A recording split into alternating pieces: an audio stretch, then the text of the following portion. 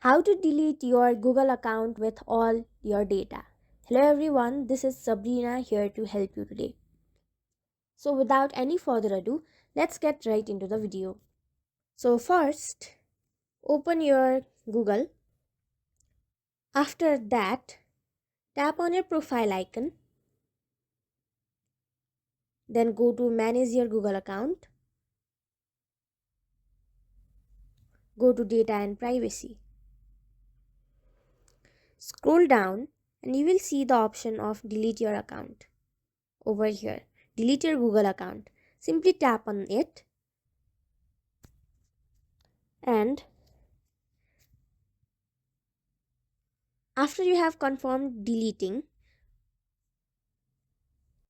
then it will ask you to confirm your account deletion by asking for your password and simply enter it, and all your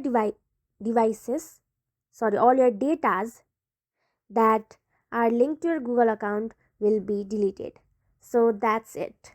Thank you for watching this video. Make sure to like, share and subscribe to our YouTube channel.